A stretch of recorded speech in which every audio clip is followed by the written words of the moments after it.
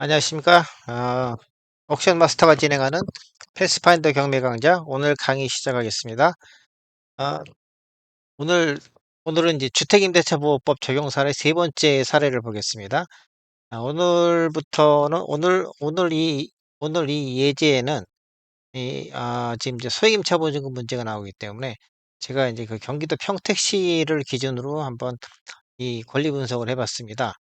이제 참고로 경기도 평택시 같은 경우에는 소액임차 보증금이 보증금 8,500만 원 이하가 이제 소액임차 보증금에 해당이 됩니다. 근데 여기서는 일단 보증금을 1억으로 가정을 했기 때문에 일단 여기에서는 결국 요건은 소액임차 보증금에 해당이 되지 않는 그런 건이 되겠습니다.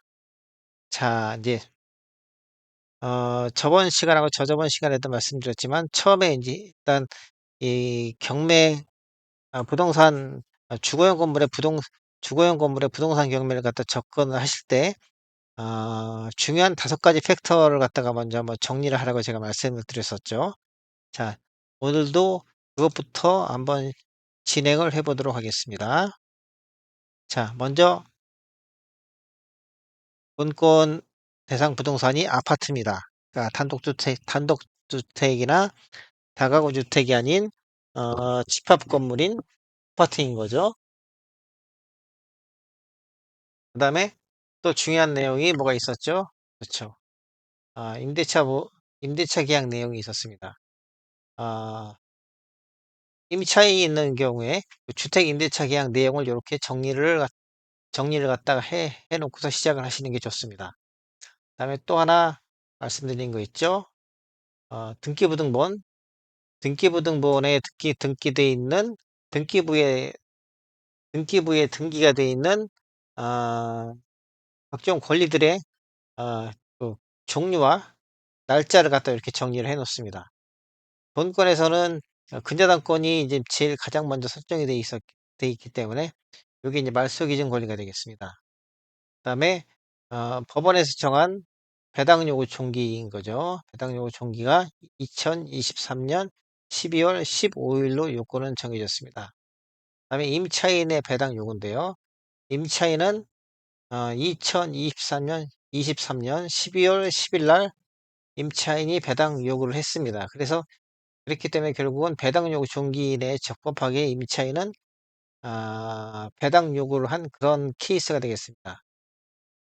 이 건은 저번에 앞에 저희가 공부했었던 두 건과는 다르게 일단 요 대항력 발생일이 여기서 1월 11일이죠. 요 두 개의 날짜보다 늦은 날짜에 이길 0시니까요. 그리고 우선 변제권 발생일은 2023년 1월 15일입니다. 근데 지금 그 부동산 등기부에 들어와 있는 말소 기준 권리인 근저당권 설정일이 2023년 1월 3일입니다. 그래서 결국은 요건을 갖다 놓고 보면은 이, 이 임차인의 요게 지금 대항력이죠. 대항력이 근저당권보다 대항력의 발생일이 근저당권 설정일보다 늦습니다. 그다음에 우선 변제권 발생일도 근저당권보다 늦습니다.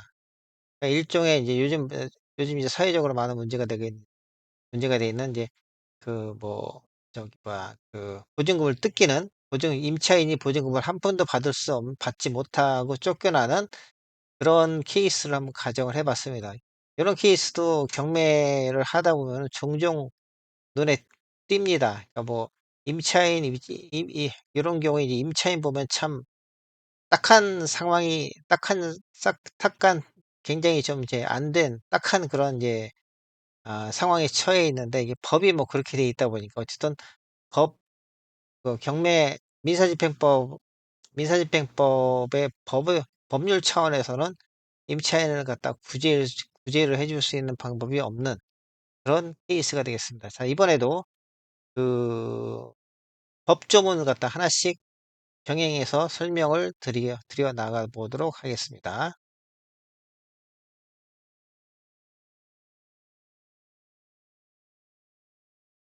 자, 전입일이 2023년 1월 10일 입니다. 그다음에 주택의 인도일도 2023년 1월 10일 이고요. 그러면은 주택임대차보호법 제3조 대항력 등 1항을 보겠습니다. 임대차는 그 등기가 없는 경우에도 임차인이 주택의 인도와 주민등록을 마친 때에는 그 다음 날부터 제3자에 대하여 효력이 생긴다. 따라서 요건 같은 경우에는 본건의 경우에 대항력의 효력이 발생하는 시기는 2023년 1월 10일의 이길인 2023년 1월 11일 0시입니다.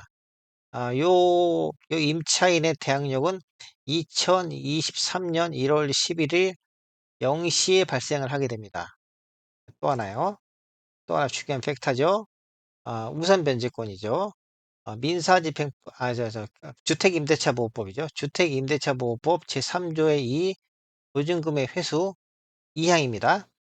제3조 제1항의 대항 요건과 임대차 계약 증서상의 확정 일자를 갖춘 임차인은 민사집행법에 따른 경매 또는 국세징수법에 따른 공매를 할 때에 임차주택의 환가대금에서 후순위 권리자나 그 밖의 채권자보다 우선하여 보증금을 변제받을 권리가 있다.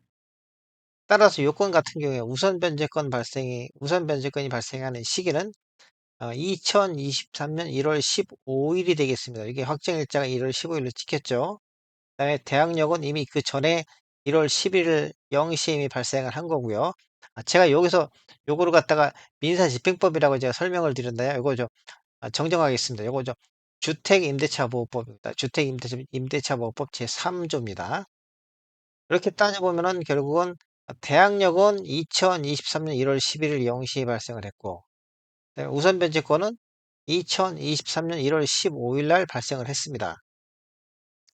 자, 이번엔 부동산 등기부를 보겠습니다. 부동산 등기부에 근저당권이 제일 먼저 설정이 되어 있죠. 여기 2023년 1월 3일입니다.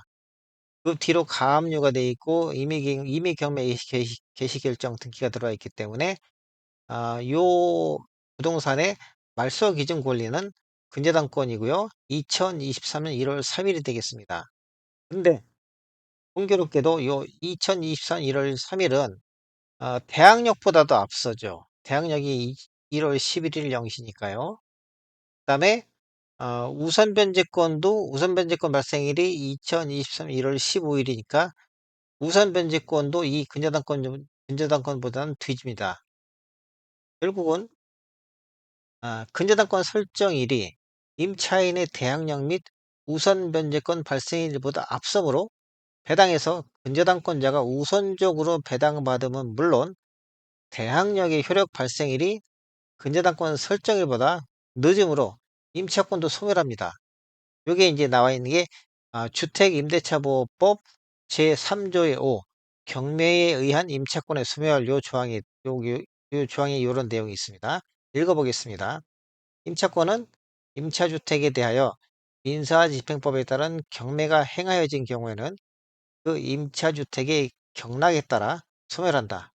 다만 보증금이 모두 변제되지 아니한 대항력이 있는 임차권은 그러하지 아니하다. 여기서 이제 핵심 내용이 음, 임차주택은 임차권은 어, 경락에 따라 소멸한다는 내용이고요. 그 다음에 보증금이 모두 변제되지 아니한 대항력 있는 임차권은 그러하지 아니하다. 요 두 개의 문장입니다. 요 두 개의 문장을 놓고 봤을 때 아까 앞에서도 설명을 드린 바와 같이 일단 이 임차권은 요 대항력은 소멸을 하죠. 그다음에 확정일자가 늦기 때문에 우선 변제권도 뒤집니다. 그다음에 근저당권이 가장 앞서서 설정이 되어 있기 때문에 대항력은 물론 소멸하고요. 그다음에 확정일자 날인에 따른 우선 변제권도 근저당권자보다는 뒤지게 됐습니다. 뒤지는 그런 상황입니다. 그러니까 이제 임차인 입장에서는 아주 최악의 상황인 거죠. 자, 배당 요구 종기를 보겠습니다. 배당 요구 종기는 2023년 12월 15일로 법원에서 정했는데요. 민사집행법 제84조 배당 요구의 종기 결정 및 공고 조항을 보겠습니다. 1항입니다. 경매 개시 결정에 따른 압류의 효력이 생긴 때에는 집행법원은 절차에 필요한 기간을 고려하여 배당 요구를 할 수 있는 종기를 첫 매각기일 이전으로 정한다. 요 조항입니다. 그래서 배당 요구 종기가 이제 2023년 12월 15일로 정해진 거고요. 이 부동산으로부터 배당을 받고자 하는 모든 채권자들은 2023년 12월 15일까지 자기 채권을 법원에다가 신고를 해야 됩니다. 즉 배당 요구를 해야 된다는 거죠. 근데 앞에서도 설명드렸듯이 어, 이, 이, 이 84조의 84조의 어떤 그 규제를 갖다가 모든 채권자가 다 받느냐? 그건 아닙니다. 그건 아니라고 말씀드렸죠. 어, 지금 경매 개시 결정이 9월 1일 날 지금 떨어졌는데 경매 개시 결정이 떨어지기 전에 이 부동산의 등기부에 등기를 가지고 있는 권리자, 등기된 권리를 가지고 있는 권리자. 여기서는 근저당권자하고 가압류권자가 해당이 됩니다. 요 임의경매 개시 결정이 떨어지기 전에 이미 등기가 들어와 있는 요 채권자들은 꼭 배당 요구를 하지 않아도 요런 채권자들은 당연히 배당받을 수 있는 채권자라고 부릅니다. 그러니까 이런 사람들은 굳이 배당 요구를 하지 않아도 법원에서 배당을 해줍니다. 그러면은 근데 만약에 여기서 이제 가장 대표적인 게 임차인인데요. 여기서 만약에 임차인의 확정일자가 저당권보다 앞선다든지 해가지고서 배당을 받을 수 있다고 한다면 이 임차인은 여기 이 임차인 같은 경우에는 등기부에 어떠한 흔적도 없죠. 임차인은 등기부에 어떠한 흔적도 없습니다. 물론 이제 뒤에 설명을 드릴 건데 이제 주택임차권 등기를 한다든지 할 때는 뭐 다른 문제이긴 한데 일단 여기 본건에서는 그런 이제 임차권 등기 얘기는 아직 제가 이제 넣지를 않았으니까요. 부동산 등기부 등본에 어떠한 권리도 가지고 있질 않습니다. 이 임차인은요. 그렇기 때문에 이 임차인 같은 경우에는 배당을 받고자 한다면 배당 요구 종기까지 법원에다가 자신의 채권을 갖다 신고를 해야 됩니다. 배당을 해달라는 배당 요구를 갖다 꼭 해야 되는 거죠. 그래서 본건 같은 경우에도 임차인이 배당 요구를 했습니다. 2023년 12월 10일 날 배당 요구를 했습니다. 성공적으로 이 배당 요구 종기 이내에 배당 요구를 한 겁니다. 임차인은 배당 요구 종기 이내에 배당 요구를 하였으나 앞에서 설명드렸듯이 배당 순위가 근저당권자보다 후순위이므로 낙찰 금액에서 근저당권자가 모두 배당받은 후 잔액이 있을 경우에 배당을 받게 됩니다. 그리고 이 건은 불행하게도 소액 임차인에 해당이 되질 않습니다. 경기도 평택시 같은 경우에는 소액 임차 보증금 그 허들이 8,500만 원으로 알고 있습니다.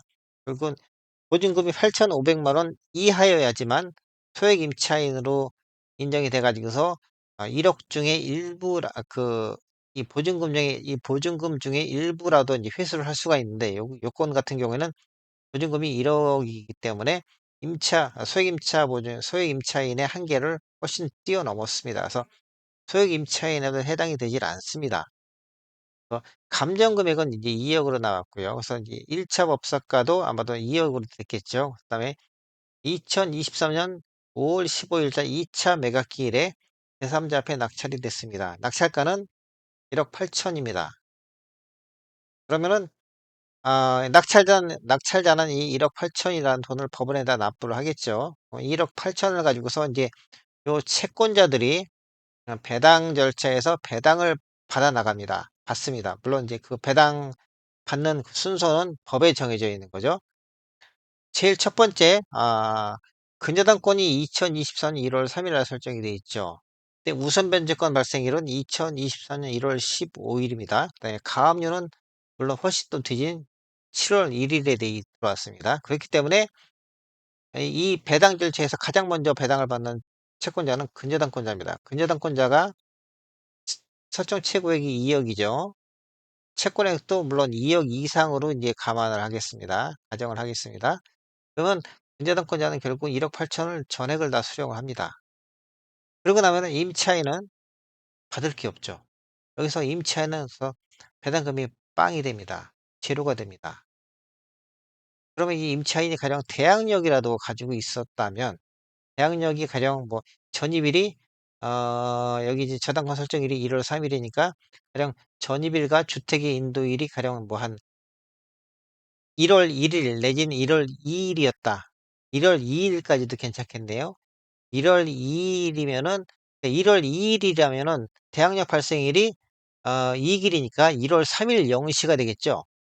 그러니까 이 논리는 뭐냐면은 1월 3일 0시에 대항력이 발생을 하다 보니까 근저당권 설정일이 1월 3일 날 같은 날짜잖아요. 근데 법에서는 어떻게 보냐면은 근저당권 설정이라는 절차는 일단 아침에 등기소가 열려야지만 일을 할 수가 있습니다. 등기소가 열려야지만 등기소에 가져다가 이제 접수를 해서 근저당권 설정 절차를 밟게 되는데, 그렇게 되면 아무리 빨라도 등기소가 공무원들 업무 시간이 9시잖아요. 그러니까 1월 3일 날 등기를 한다면 아무리 빠른 등기라도 오전 9시는 돼야지만 저당권 설정 절차에 착수를 할 수가 있습니다. 근데 가령 전입일이 1월 2일 일이라면, 이 전입일과 주택의 인도일이 1월 2일 일이라면 그 대항력 발생일은 이 길인 1월 3일 0시가 되겠죠. 그러니까 1월 3일 이거는 이제 0시고 이거는 아무리 빨라도 9시니까 요 대항력이 앞선다는 그런 논리입니다. 그러니까 요건에서 만약에 그렇게 전입일과 주택 인도일이라도 이 일이 좀 빨라 가지고 대항력 발생일이 저당권보다 빨랐다면 그나마 어 배당은 못 받더라도 대항력을 행사해 가지고서 낙찰자한테 이 보증금 1억 억을 갖다가 나중에 받아낼 수가 있는데, 요건 같은 경우에는 어쨌든 간에 뭐 불행하게도 저당권 설정일보다 대항력 발생일이 늦습니다. 그래서 대항력을 행사할 수도 없어요. 그러니까 대항력도 행사할 수 없고 우선 변제권도 늦고, 결국은 그래서 임차인은 배당금도 빵이고 그다음에 낙찰자한테 낙찰자의 명도 요구에 대항할 수가 없습니다. 그러니까 집을 비워줘야 되는 그런 아주 최악의 상황이 이렇게 빠지게 되는 거죠. 임차인의 우선 변제권이 근저당권보다 늦는 관계로 배당금을 경매 절차에서 받을 수도 없고, 대항력 발생일이 2023년 1월 11일 0시인 관계로 저당권 설정일보다 늦는 바 대항력도 소멸합니다. 즉 낙찰자에게 대항할 수가 없습니다. 요건 같은 경우에는 음 임차인 입장에서는 최악의 상황인 거죠. 참고로 가령 그러면 낙찰자는 이게 뭐 이 상황이 유쾌하냐? 그건 뭐 절대 아닙니다. 그러니까 이제 경험상 이렇게 이제 임차인이 돈을 한 푼도 못 받고서 쫓겨나는 이런 경매 경매건 같은 경우에는 낙찰자가 낙찰자가 이제 1억 8천을 내고서 이제 소유권을 취득을 한 다음에 이제 임차인한테 이제 나가 달라고 요청을 하는데, 임차인들이 뭐 물론 다 그렇지는 않습니다. 다 그렇지는 않은데 종종 임차인들이 정말 극렬하게 저항하는 경우가 있습니다. 그러니까 다른 건보다 좀 많습니다. 그러니까 임차인이 자신의 임차 보증금을 다 찾아 나간다면은 그나마 그래도 좀 평화롭게 명도가 이루어져요. 임차인이 뭐 보증금 다 받을 거 받았으니까 다른 데 가서 또 이제 전세를 임대차 계약을 체결하면 되니까 나갈 수 있는, 그렇게 좀 평화롭게 나갈 수가 있는데, 보증금을 한 푼도 못 받았잖아요, 이 사람은. 1억 억을 그냥 허공에 날린 겁니다. 뭐 다행히 좀 여력이 있어서 다른 데 가서 뭐 주택을 임차할 그럴 여력이 된다면 그나마 좀 다행인데, 만약에 그게 안 된다면은 사실 이 사람들은, 이 임차인은 길거리에 말 그대로 나앉게 되는 그런 아주 비극적인 상황이 되는 그런 건이라고 할 수 있겠습니다. 자, 오늘 요렇게 인제 주택의 대항력과 무선 변제권이 모두 저당권보다 늦는 말소 기준 권리보다 늦는 요런 케이스에 대해서 오늘은 같이 공부를 해 봤습니다. 오늘 강의는 여기서 마치고요. 다음 시간에 또 재미있는 사례를 가지고서 여러분들을 찾아뵙도록 하겠습니다. 자, 이상입니다.